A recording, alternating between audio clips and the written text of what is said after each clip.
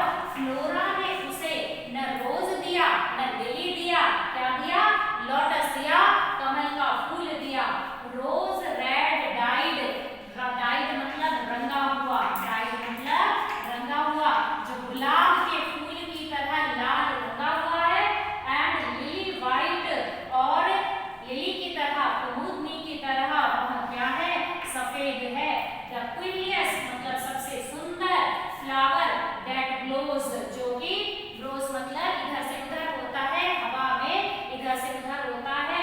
The क्वीनलेस, क्वीनलेस का मतलब अब क्वीन मतलब रानी, रानी सबसे सुंदर होती है, लेकिन यहाँ पर क्वीनलेस का मतलब होता है मोस्ट ब्यूटीफुल, कि सबसे ज्यादा सुंदर फ्लावर है दैट ब्लोज, जो कि प्रसन्नता से, ब्लोज मतलब बहता है, यानी कि हवा के रूप में इधर से उधर होता है। तो at last flora gave Cupid the flower lotus, क्या देती है? लोटस देती है, जिसमें रेडनेस ऑफ रोज है एंड व्हाइटनेस ऑफ लिली है, and it is the most beautiful queenliest flower that blows, जो कि बहता है। तो यहाँ पर क्या दिया उसने क्यूपिड को? Flora gave Cupid the flower lotus, क्या दिया? कमल का फूल। अब यहाँ पर हम लोग ये कह सकते हैं, वी कैन से कि ये पोयम जो है इट इज अ विक्ट्री, यह एक जीत है किसकी? इंडियन कल्चर की, भारतीय संस्कृति की।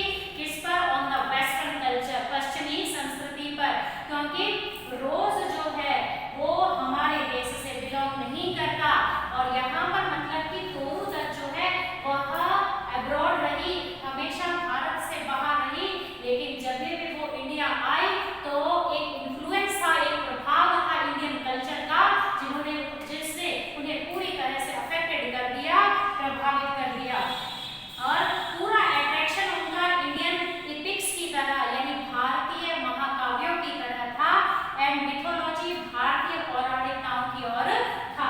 इसीलिए यहाँ पर अगर हम लोग ये कहें कि what is the theme of this poem, कि इस पोयम की थीम क्या है, तो पोयम की थीम हमें यही लिखनी है कि फ्लोरा, क्यूपिड जो है, Cupid the god of love came to Flora, किसके पास आता है? फ्लोरा के पास आता है, asking for the flower, the most beautiful flower without any dispute, कि बिना किसी डिस्प्यूट के क्या चाहिए उसे? एक ऐसा फ्लावर चाहिए, एक ऐसा फ्लावर चाहिए जो कि बहुत ही सुंदर हो, and there were two rivals, long had been, there were two rivals, बहुत लंबे समय से पहले दो प्रतिद्वंदी थे, the rose and the lily, rose और lily, and the Cupid wanted both, Cupid दोनों चाहता था, the qualities of rose and the qualities of lily, यानी and the color of both, the redness of rose and the whiteness of lily, and he wanted both, वो दोनों चाहता था, and at last the flora gave him the lotus, और flora उसे क्या देती है? लोटस देती है। किसका फूल देती है? लोटस का फूल देती है, a flower of supreme beauty, ये सर्वोच्च सौंदर्य का फ्लावर, because the lotus मतलब कि ये फूल जो है, लोटस जो है रिटेन्स इन इट, अपने में रिटेन करता है, रिटेन मतलब अपने में बनाए रखता है the redness of rose and the whiteness of lily, lily का सफेदपन और लालाइश, गुलाब जैसी लालाइश जो है, एंड सो हम लोग ये कह सकते हैं इट इज अ विक्ट्री। तो यहाँ पर तोरू दत्त ने क्या शो किया है कि कमल का फूल जो है वो सब कुछ अपने में रिटेन किए हुए है, redness of rose and whiteness of lily, ये दोनों शामिल की है, सुप्रीम ब्यूटी है। तो यहाँ पर हम ये कह सकते हैं कि so neither the lily nor the rose is equal the beauty of the lotus, ना ही रोज ना ही लिली ये लोटस के ब्यूटी के इक्वल मतलब समान है। तो यहाँ पर एक विक्ट्री है, यहाँ पर क्या है?